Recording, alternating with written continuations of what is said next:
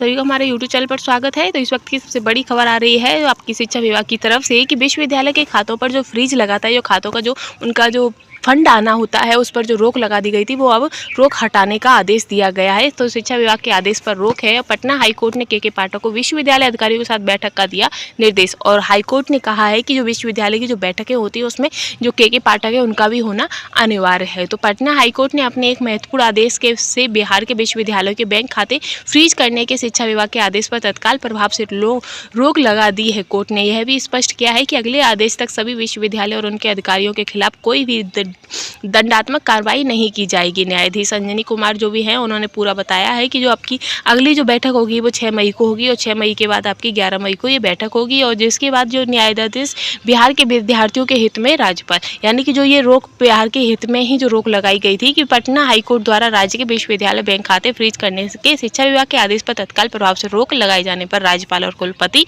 राजेंद्र विश्वनाथ आलंकर ने दैनिक जागरण से बातचीत में कहा कि अति महत्वपूर्ण न्यायाधीश से न किसी की जीत हुई है और न ही किसी की हार। यह आदेश बिहार के मेधावी विद्यार्थियों के भविष्य के हित में लगाया गया था। साथ ही आपके अगले आदेश तक विश्वविद्यालय व उनके अधिकारित करने का आदेश दिया है।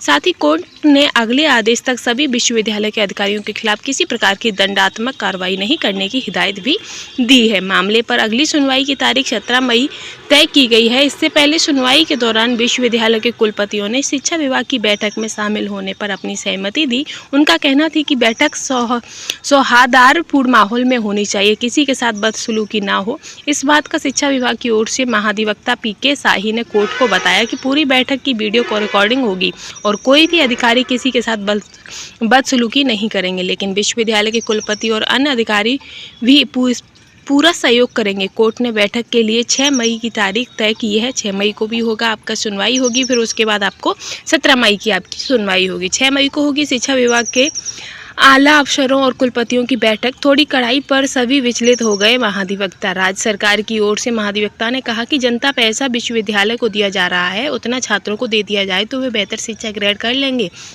राज्य सरकार लगभग 5,000 करोड़ रुपए हर साल देती है और शिक्षा का स्तर अन्य राज्यों की तुलना में काफ़ी खराब है। शिक्षा की बदतर स्थिति के कारण छात्रों का पलायन जारी है। उनका कहना है कि विभाग ने थोड़ी कड़ाई क्या की कि सभी विचलित हो गए, छात्रों का भविष्य अंधकारमय है। उन्होंने बताया कि कोई भी विश्वविद्यालय समय पर परीक्षा नहीं ले रहा है। परीक्षा समय पर लेने के लिए बैठक बुलाई गई तो कुलपति नहीं आए। कोर्ट में सभी कानून की बात कर रहे हैं, लेकिन यह नहीं बता रहे हैं कि आखिर किस कानून के तहत विश्वविद्यालय पीएल खाते में पैसा रखते हैं। साथ ही आपके मतभेद मिटा सभी बैठक में शामिल हों। कुलाधिपति की ओर से बरी अधिवक्ता डॉक्टर के.एन. सिंह और राजीव रंजन कुमार पांडे ने कोर्ट को बताया कि छात्रों के उज्जवल भविष्य को देखते हुए सभी को आपसी मतभेद मिटाकर बैठक में भाग लेना चाहिए। उनके साथ सुझाव के बाद कोर्ट ने बैठक में भाग लेने की बात की है, साथ ही जिस पर सभी पक्ष ने सहमति जताई है, और कोर्ट ने सरकार के खर्चे पर बैठक की तारीख, समय और स्थान तय किया है। इस बैठक में सभी विश्वविद्यालय के कुलपति, रजिस्ट्रार, परीक्षा नियंत्रक और वित्तीय सलाहकार को भाग लेने का आदेश दिया गया है। वहीं शिक्षा विभाग के आला अधिकारी के साथ अपर मुख्य सचिव को भी बैठक में भाग लेने का आदेश दिया गया है। कोर्ट ने उम्मीद जताई है कि अगर बिहार के मुख्य सचिव उस दिन व्यस्त नहीं रहेंगे तो उनकी अध्यक्षता में बैठक हो।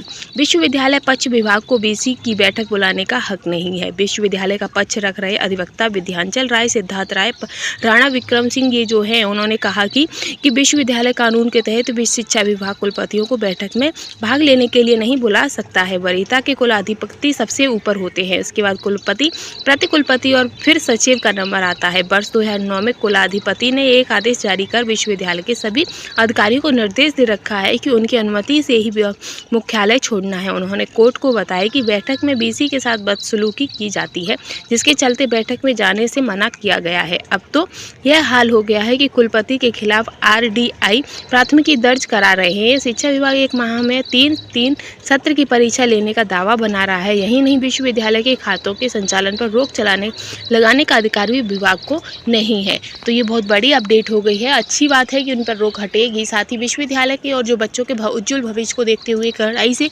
पालन किया जा रहा है, ये भी बहुत बड़ी बात है। और ऐसी सुबह की लेटेस्ट अपडेट के लिए चैनल के साथ बने रहिएगा। Thanks for watching.